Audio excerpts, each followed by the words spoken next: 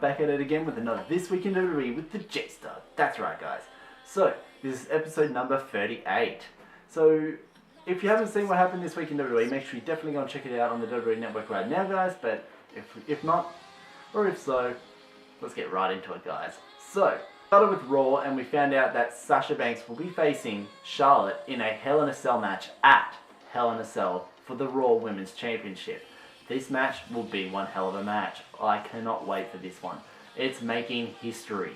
This women's takeover division, it's going good. We also found out that Cesaro and Sheamus will be challenging the New Day for the Tag Team Championships at Hell in a Cell. And then we had Cesaro and Kofi in a one-on-one match, and Cesaro ended up losing the match as like a distraction as Sheamus was taking out Big E and Woods, I think. Cesaro got distracted and he got rolled up. We had Lince Dorado and Sin Cara versing Tony Nese and Drew Gulak. So we found out that Sin Cara has officially thrown his hat into the Cruiserweight division, and he is now in the division going for the Cruiserweight Championship. So this was a tag team match, so you had the masked guys versus the other bad guys, and it was pretty good. This match was pretty high octane, and it was insanely to watch, and at the end, Lince and Sin Cara ended up getting the win. We had Curtis Axel and Bo Dallas teaming again for one more time, as you know they were the social outcasts, so they decided, you know, let's team again because Curtis Axel, he believes in Bo, and they were meant to be versing Cass, like they were meant to be versing Enzo Amore and Big Cass. So before the match even got started, Enzo and Cass got taken out by Anderson and Gallows, so that match didn't end up happening. However, Bo and Axel still wanted to have a match regardless. So Mick Foley had to send out a couple of people, and he sent out Sami Zayn and Neville. Now, I was kind of hoping that Axel and Bo would get the win, as so they could build as an aggressive team. However, Zayn and Neville got the win. And then Bo walked off very disappointed in Axel. Had Braun Strowman manhandle two guys in a 2-on-1 match. And of course, you knew that Braun Strowman was not going to lose this match. And he still wants more competition, and he's not happy with what Mick Foley has given him. He had a mixed tag team match. It was Sasha Banks and Roman Reigns versus Rusev and Charlotte. Now this match was pretty cool. However, in the end, Charlotte locked in the bank statement. She was making, Charlotte was about to tap. Rusev was running in, and then out of nowhere, Roman jumps over Charlotte and Sasha and hits Rusev with a massive spear and takes him out. And then Charlotte tapped out like a little bitch.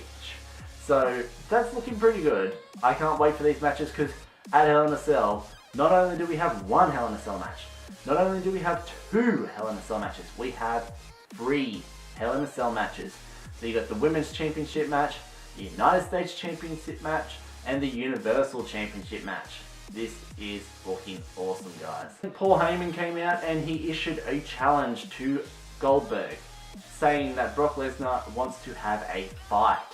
And next week on Raw we will find out if Goldberg accepts that challenge to have a fight with Brock Lesnar. In the main event we had Seth Rollins versus Chris Jericho, and in this match, if Jericho was to win this match, he would get to be a part of the Hell in a Cell match for the Universal Championship, which would make it a triple threat match.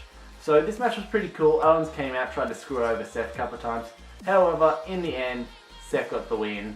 Now it's going to be a one-on-one match in a Hell in a Cell Universal Championship. Oh yeah. We go into SmackDown. We had Dolph Ziggler versing his former Spirit Squad members, Kenny and Mikey, in a 2-on-1 handicap match. Now, this was pretty cool. However, of course, Dolph Ziggler would get the win, with Miz trying to cheap shot him in the way, but it didn't end up going down that way. And found out from the commissioner and the general manager of SmackDown, Dana Bryan and Shane McMahon, that at Survivor Series, which is after Hell in a Cell, like a couple of weeks after Hell in a Cell, SmackDown and Raw are going head to head.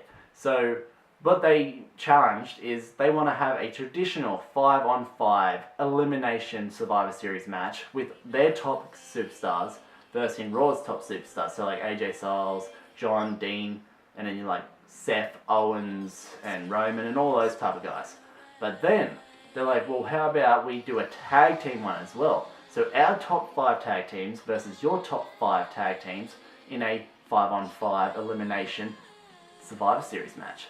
And then to add the icing on the cake to make this the creme de la creme, we ended up having them announce they also want to have a women's traditional 5-on-5 elimination tag team match with their top 5 women versus Raw's top 5 women.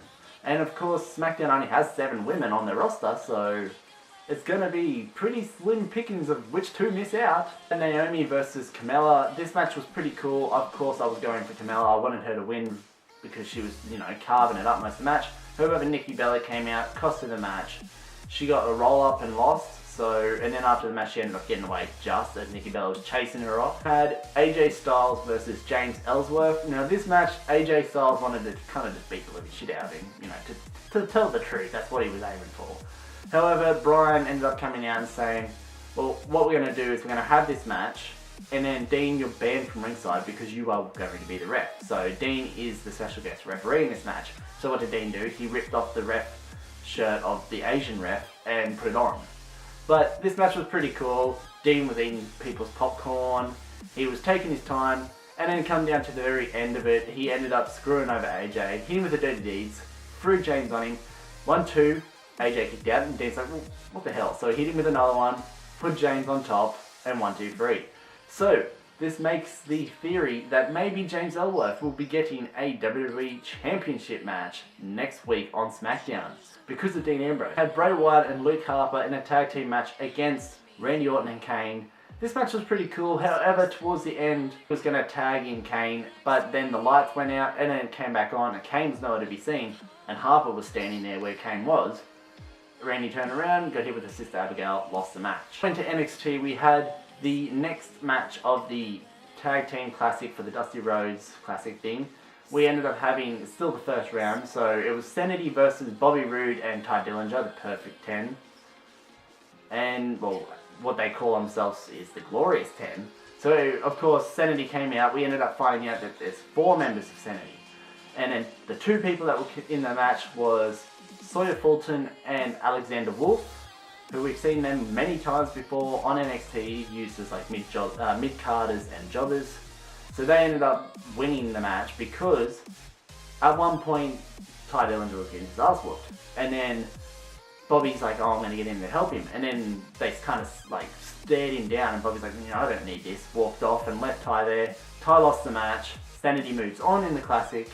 And then the smaller person, who they all came out and they had like bandanas on and like hoodies. And the smallest one attacked Ty after the match and started raining down fists. And then they pulled off their hood and their bandana, only to be known as Nikki Glencross. So they have a female amongst them. And then the last person who had his bandana and hood on hit a finishing move on Ty Dillinger, pulled off their mask and that, and it was Eric Young. Oh yeah. So Eric's the leader. Then you got Nikki Glencross, who's now I'm guessing called Nikki Storm, Sawyer Fulton, and then Alexander Wolf. This team is insane. Like, hands down, this team could win the Classic. You had Liv Morgan versus Billie Kay, and of course Peyton Royce was at ringside as well. So in this match, it was going pretty well. Liv was getting the match hands down. She was carving it up. However, towards the end, Peyton grabbed Liv's foot as a distraction. Liv turned around, big boot, laid out by Billie, and Billie got the 1-2-3, and she got the win. We had another match of round 1 in the Dusty Rhodes Tag Team Classic. It was TM61, my fellow Australians, versus these random up-themselves guys who I believe they're called Riddick Moss and Tino Sabatelli.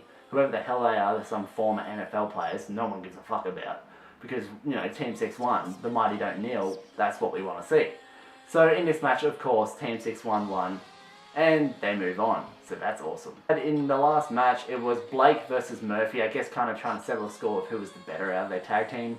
And the match was going pretty well. It was actually becoming a really good match until Samoa Joe came out and laid them both out. And then Samoa Joe's like, Regal, give me Nakamura or give me my championship. Then Nakamura comes out, takes off the brace off of his neck, goes down there and they start fighting. Security all come down, pull them apart. Shinsuke takes out probably 3/4 of the fucking security.